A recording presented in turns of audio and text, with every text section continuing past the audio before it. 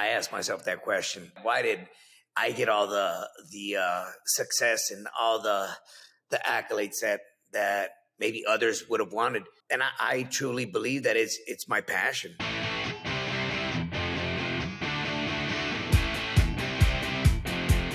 Welcome to After the Bell. I am still Corey Graves. It is my honor to introduce our guest, brand new WWE Hall of Famer, Rey Mysterio. Rey, first things first, thank you for taking time out of your crazy schedule on WrestleMania week to record this with us for After the Bell. Tonight is the night. Tonight is the night you will be inducted into the WWE Hall of Fame. Has it kicked in yet? Is it real to you yet? Not at all, man. It's so surreal. These are like the moments that you wish that one day would happen when you're no longer part of this business, when you're retired, hoping that, I truly hope that one day I become part of the legendary Hall of Fame, the guys that paved the way for us. And here I am in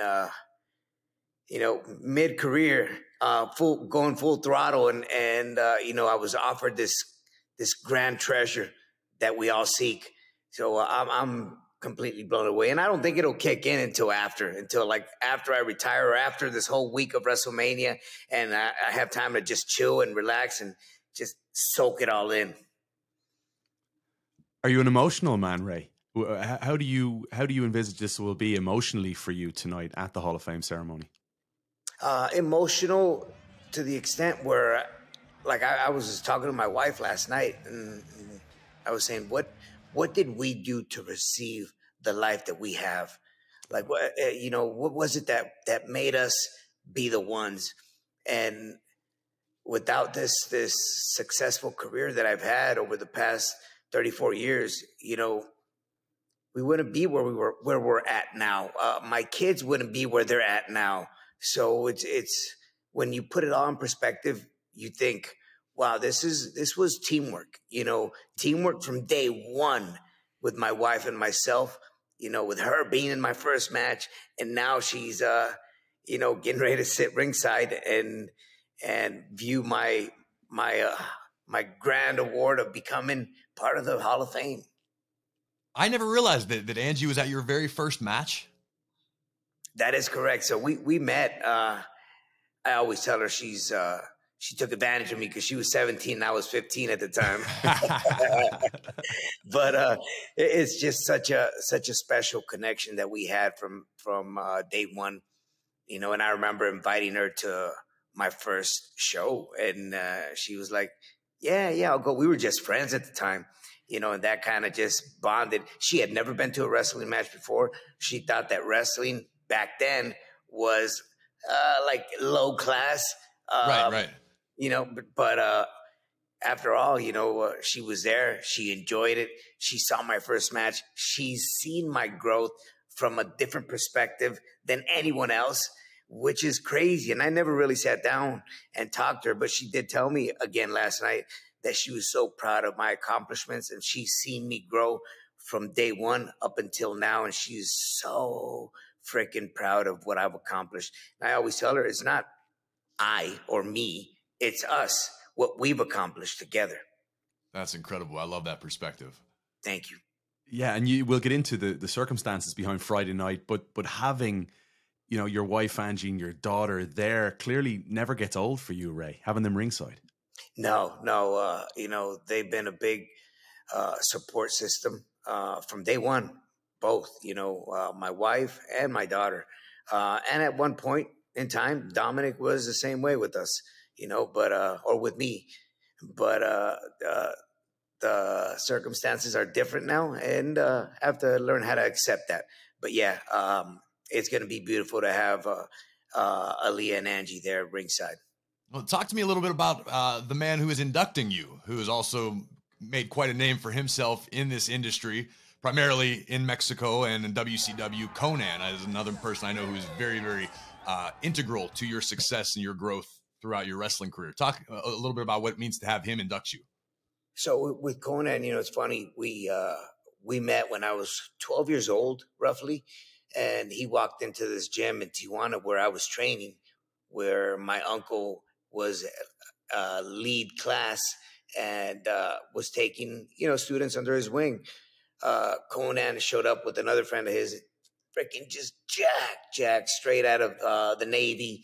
And it looked like he was, you could have really said he was a bodybuilder. He was just so freaking big. But we bonded right away. It was crazy, and he takes off first to Mexico, becomes a huge mega star. And the first thing he does is when they get ready to kick off this new promotion, he calls me and Psychosis over to come over and continue with our wrestling careers. Back then, if you didn't know anyone, that can connect you to a major promotion or that can connect you with promoters to get work, you weren't going to go anywhere. Right. I would have been a good or a great wrestling kid from San Diego that wrestled in Tijuana every weekend. And, I could have become a local superstar, possibly.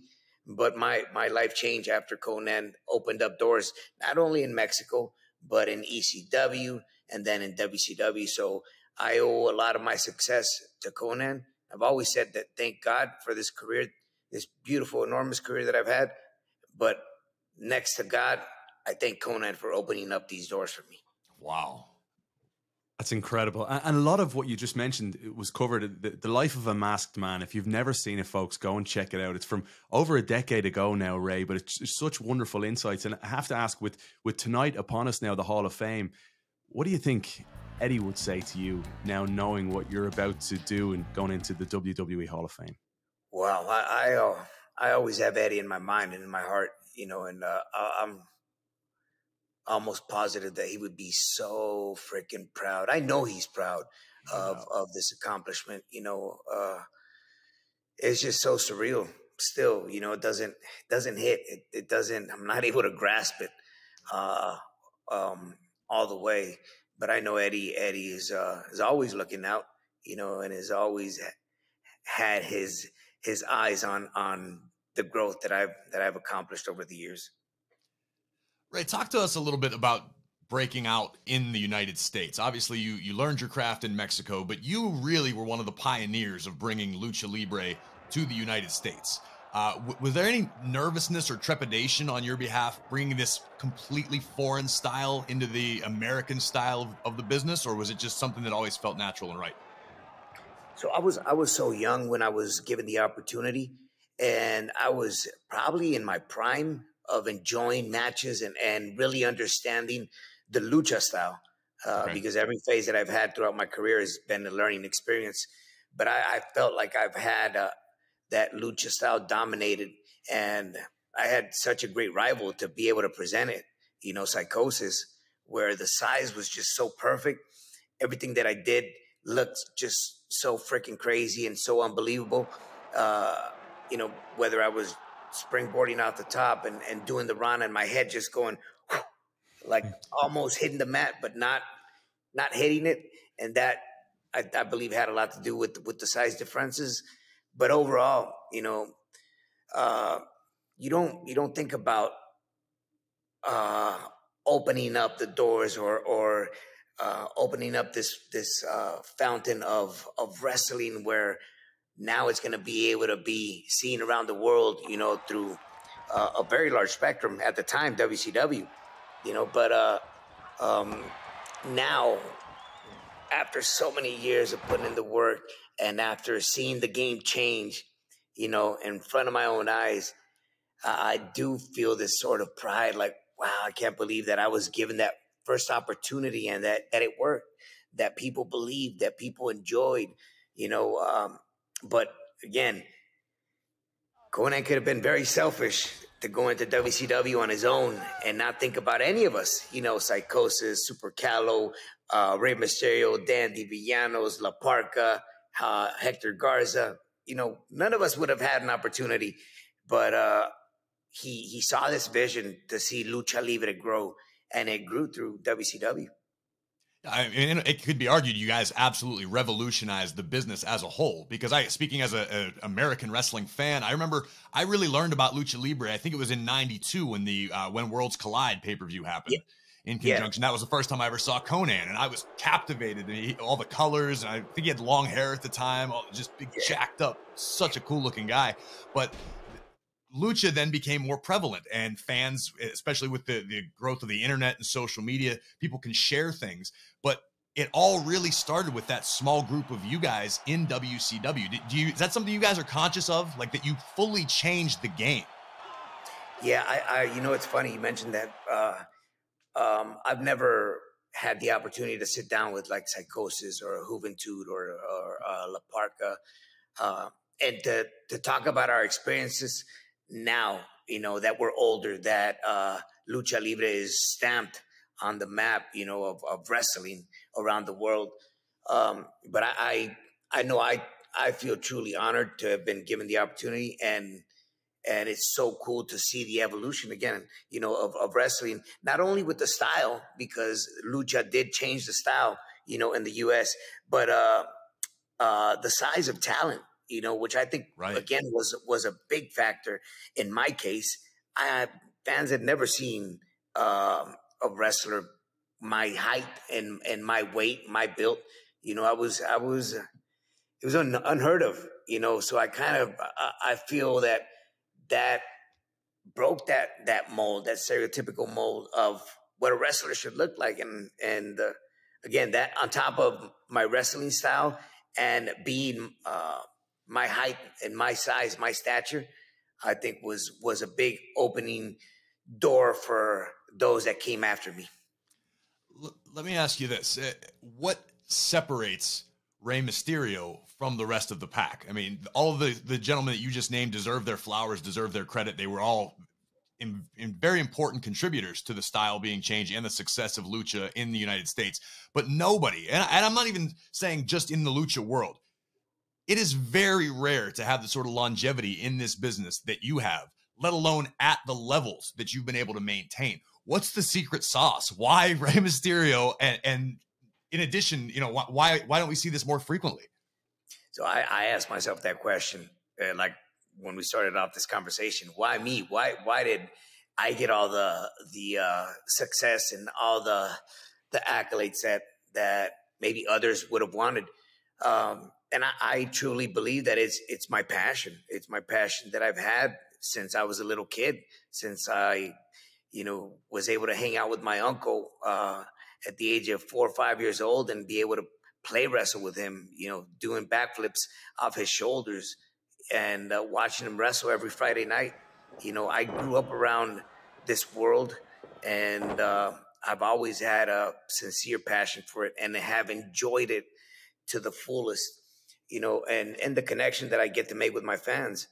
I truly believe that part of your success is how you connect with the people that follow you, that pay for a ticket to go watch you, that buy a T-shirt, that buy an action figure. Once you connect with them, you start opening up this long time relationship, and they're the ones that kind of position you in the spot that you deserve to be. Rey, I think you've just, you talk about your talent is one thing for sure. Your passion is another thing. But Corey, what screams through to me here is just your humility in all of this. And I think that's where fans can connect with you and the lovability of Rey Mysterio. I remember doing my audition for WWE and you walked into TV Locker, which we always talk about here on the podcast. And you shook my hand with such sincerity and grace. And you're Rey Mysterio. And that was always something that stood out to me, was just that level of humility and grace with you. You spoke about the size factor. What were the initial conversations like with WWE when you came across and what Vince McMahon wanted in you? Do you remember any of those conversations?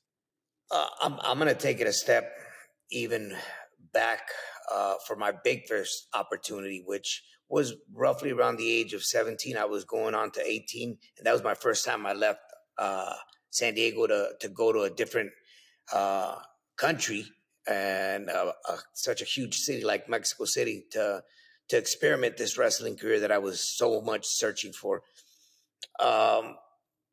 When AAA opened up and I started working for them, the very first match was on TV. And I remember after the match, I thought it went really well. So then Conan pulled me aside and he goes, if you don't learn how to hit the owner, Antonio Pena, said he was going to send you back home to Tijuana. So I remember learning how to hit, and I did feel uncomfortable at the very beginning of my career, even at the very beginning of each phase of my career, because I just felt like I felt intimidated by all these monsters that were in the locker room, But once that intimidation went away, I was like always all work and putting into work and compensate my size for what I could bring to the table. You had to stand out by being different and just doing things that nobody else was really doing at the time. I know you captivated at least an entire generation.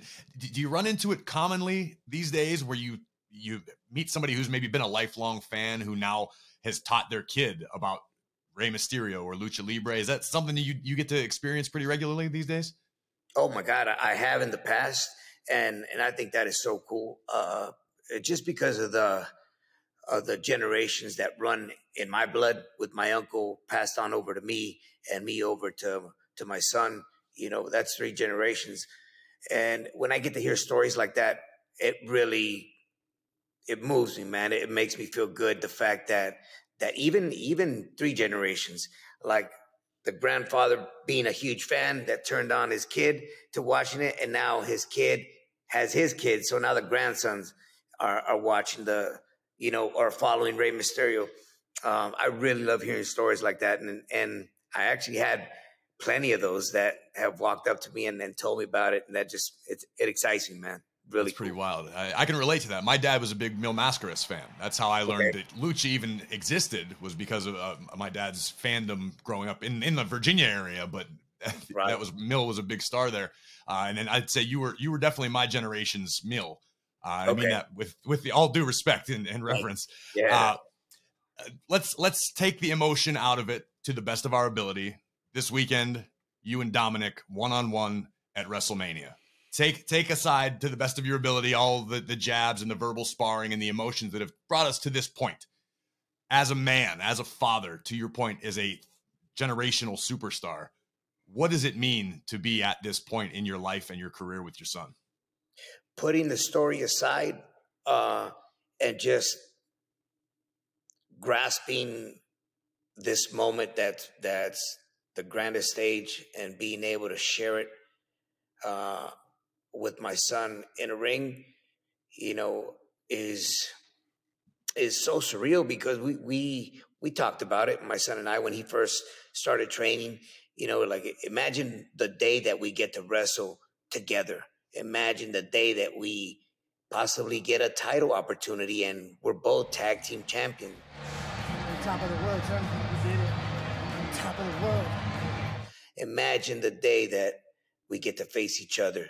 And then that's where we kind of stop and like, I hope that never happens, and here we are. Last year, we wrestled together as a tag team against Logan and Miz. And here we are a year later, and the tables have completely turned. So, but the fact that I've been able to share one big WrestleMania moment last year and about to share another one, is, man, it's a true blessing. This is, his growth has been incredible. And I have been, deep down inside enjoying his growth, not enjoying the moments with him in the ring. But as a father, the pride is always there and is always going to be there. Doesn't that say so much? Like, even hearing this, the pride is always there. Even though you've been derided, you've been insulted, you've had to endure what you've had to endure since Clash at the Castle, right? It's going back to September. And yet, as a father, you say the pride is always still there. Even in those moments when Dominic, insults your wife, Angie, and stands up to your daughter, Aaliyah. Like, it speaks volumes as a father that you can say that right now, because I'm not sure I could be that same man that you are. Yeah. Well, my wife and I have conversations all the time about his growth and how his behavior has changed.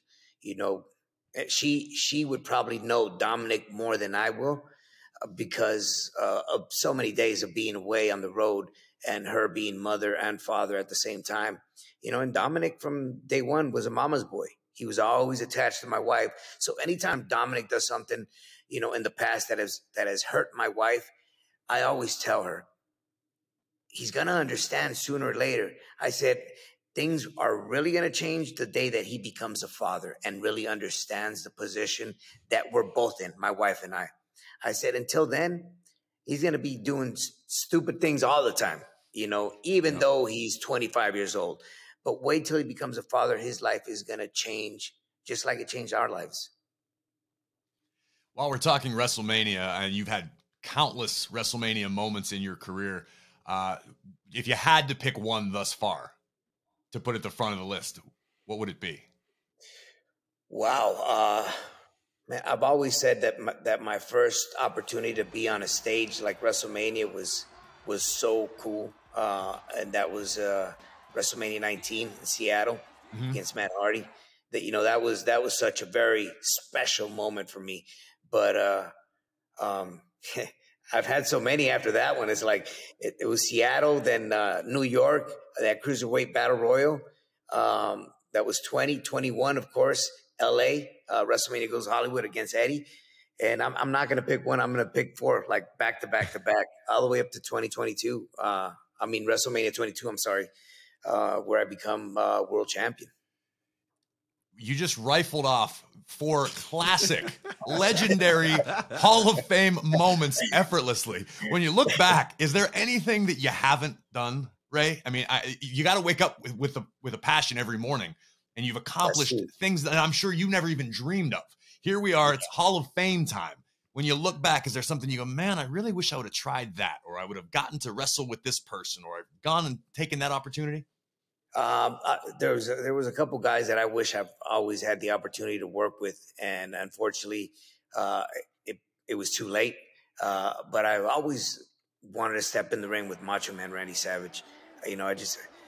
I've been watching a lot of his matches from back in the day, and he was just so like out of character in the ring, and he did things that other people weren't doing at the time. Just the holding on to your head and running across the other side of the ring and jumping over the top rope and giving you the hangman like right that, and going up to the turnbuckle and just giving you an axe handle, just really cool things. He stood out, and I always wished that I had the opportunity to wrestle him. And Bret Hart was another one that I wish I would have had the opportunity to step in the ring with him and just to absorb all the teachings that they have. Yeah. You've absorbed so much, Ray, over your legendary career. Where are we at as a business for you right now? Where is WWE at for you? And can you tell us about maybe some of the changes and maybe how proud of the industry are you right now? Man, I think we're at the best time of our lives. If you ask me, just it feels like there's a momentum shifting and opportunities are being given. I feel personally from my career that having this opportunity to work with my son has opened up a lot of eyes and doors, because it is a situation that's relatable to ordinary or regular life. A lot of kids are jabbing at their father or mother and vice versa. So I think anytime we can tell our story that is relatable, I think business is always going to be really good for all of us. And overall, I'm enjoying the growth of talents being given the opportunity to succeed. Well, business is absolutely healthy right now. I agree with you wholeheartedly. Yes. I mean, hell, we're about to put 75,000 plus fans in SoFi Stadium 2 nights in a row. 2 nights. It's totally wild to think about. It's great. I've got to ask though, Ray, you sort of alluded to it earlier. I'm hoping I took the right answer away. You said you're in the midst of your career. You're still in the prime of your career. There's rumors swirling, as they tend to do in the wrestling business, that Ray may not have too much tread left on the tires. Tell the WWE universe, I'm asking you point blank, after this WrestleMania, we are still going to get to enjoy Rey Mysterio for a while, right? I truly hope so. I don't think this opportunity of becoming a Hall of Famer came with hidden secret there that I have to retire. Okay, good. That's what I was hoping. I was worried. I was like, man, is there some sort of clause like you can only, maybe you get the Hall of Fame schedule now though. I think you could use that in your favor. I'll tell you what, they have been taking really great care of me. I compared to the work schedule that we had from back in the day, it has drastically changed, and I think that's what's giving me the opportunity to be around more and not wrestle as much, but still enjoy the game. This is something that I ask myself, what am I going to do the day that I don't do this anymore? You always hear, travel, enjoy life, but I've been traveling my whole life, Right. and I've been enjoying my life, since I can remember. So it'll be really hard to say goodbye, but at the same time, I will be at peace with it whenever that day comes. And I hope that I've always put a number on the back of my head, and that number is 50.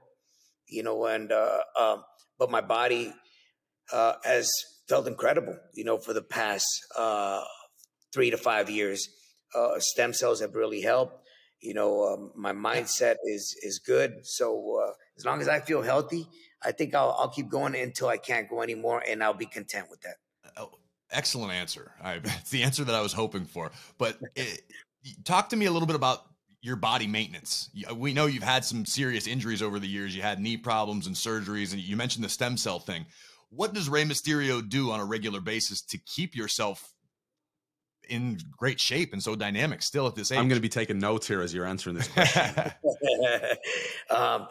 I think, and I have a very hard time dealing with this, but a priority should always be two things, your exercise and your eating habits. And as bad as I am with eating, I tend to fall off track, but then it's not hard for me to get back on. Being attached to my wife, she loves going to restaurants and trying new dishes and new styles of food. So I always, I never say no to her. So I always like to go out and try to treat us with a little different taste. But overall, most of my success has always been to being able to eat right, taking what I need to take supplementation wise and vitamin wise for my body, and working out, and most of that contribution goes to Chris Cavallini, from Nutrition Solutions, who's always been on top of me ever since we met and we connected. He was the first guy to really change my way of seeing things and my training regimen that just put me on point. I've got the meals in my refrigerator right now. Yes, and I also think Rey may have unintentionally dropped a little very important marriage knowledge. I never say no to my wife. And here we are all these years later. Rey has solved the secret to a happy marriage right there. No, don't ever say no. Well, on that note, Rey, how is Angie coping with all of this right now? How nervous is she ahead of WrestleMania? She is nervous. She's always nervous anytime. She gets nervous when she sees me, but every time she sees her son on TV, she's always jittery and thinking that he got hurt. When this runs in your blood and you've been doing it your whole life, I would think that there comes a point where you kind of understand and be at ease and just let it be. But I can't put myself in her shoes and have the role of being a mother. I didn't have Dominic. She carried him for 9 months and gave birth to him. So she's attached to Dominic in a way that I will never understand. I can imagine it, but I won't really comprehend it. So it does bring a lot of concern to her, and not only to her, to Aaliyah as well. The fact that Aaliyah sees her mother suffering, brings to a certain extent some suffering to her as well. Well, Rey, we've talked at great length about your past. And as you look ahead at the landscape that is WWE, there are certainly a few superstars you haven't yet mixed it up with. Who's at the top of your list? Who's got your attention now post-WrestleMania? So I've been seeing Ricochet's growth over the past years, and I had an opportunity to work with him outside of WWE. But I think whether it's working with him, which would be really cool, or working against him.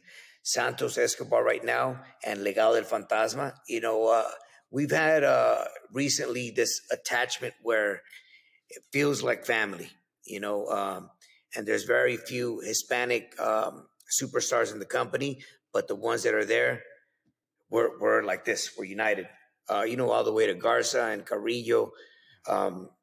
So overall, I'm excited to even get the opportunity of working with the younger talent, and that in a way is it almost tests my levels to see if I'm still fit or up to the challenges, and that kind of puts a little pressure on me and makes me feel that youth within me, that still sneaks out every now and then.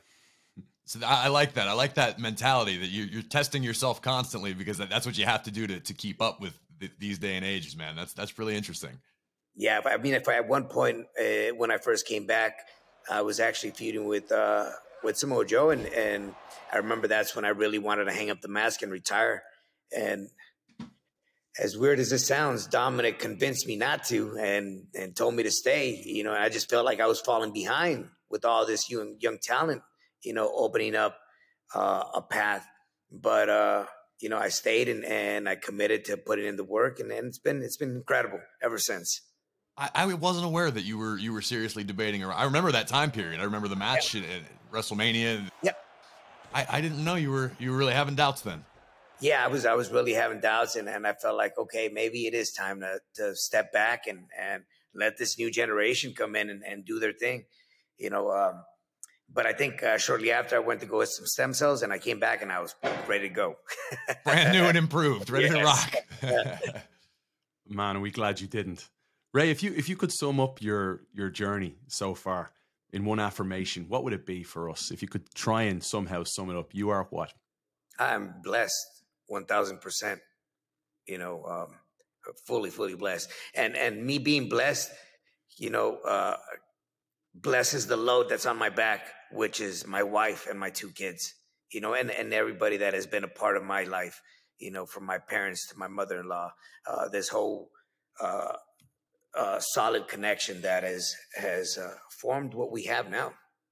Well, Ray, I'm going to turn that back on you, and I would like to tell you face to face that you have been a blessing to us as a business, as a man. Ray, I'm lucky enough to get to know you and spend some time with you in the locker room at TV days.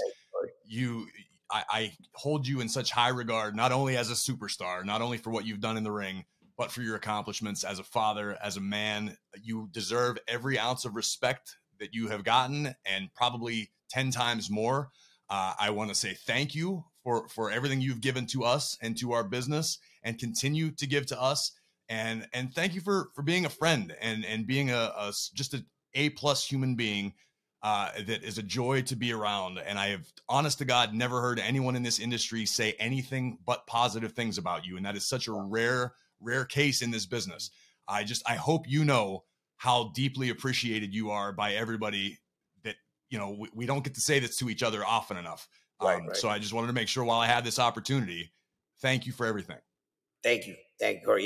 Yeah, man. From day one, we bonded and we clicked. So I've always felt love from my peers in the locker rooms, from youngest to oldest, and that gives you a sense of tranquility, knowing that you can walk in to your business element and feel loved and not feel hated or even stabbed on from behind. So thank you very much. I really appreciate that. Oh, it's us that should be thanking you. And luckily, the world will get to give you your flowers tonight, the WWE Hall of Fame induction ceremony, streaming live, WWE on Peacock. Any last words before you next time appear on After the Bell as a Hall of Famer? I just got to thank everyone for their support, man, from staff to colleagues to my fan base, the WWE Universe. It has been an incredible journey. Not to say that I'm hanging up the mask, but it feels that way because of this induction. But overall, I'm very greatly appreciative of all the love and support that I've received around the world for the past 34 years. I can't believe I've been a part of 5 decades of wrestling. When you talk about it, in that way. insane. You know, I started in '89, so to sum all that up and sometimes just sit back, chill, have a glass of wine with my wife, and talk about things like that. Like, we made it. We really made it. Could you believe we're here? This is how we live now, and it's just so surreal. So I want to thank all the fans for all their love and support. Absolutely, Ray. We can't wait to watch it all go down at the ceremony, watch you handle your business as we know you will at WrestleMania. And we are all looking forward to the next chapter in the career of Rey Mysterio. Not the end, the next chapter. I like that. I like the way you put it. Next chapter. Who knows what the next chapter will be, but I'm always ready for a new chapter. Awesome. Well, we know you're always welcome here on After the Bell. Looking forward to having another chat somewhere down the road. In the meantime, you can follow us at After the Bell WWE on Twitter, Instagram, and Facebook. You can find me at WWE Graves. You can find Kevin at Kev_Egan. Just search After the Bell, hit the follow button, and never miss an episode. Check out the full interview with Rey Mysterio on our YouTube channel this coming Monday. Happy WrestleMania, everybody. We'll be back next week with more wisdom, more vitriol, and more WWE After the Bell. Like what you hear? Catch full episodes of After the Bell wherever you get your podcasts. Follow us now and never miss an episode.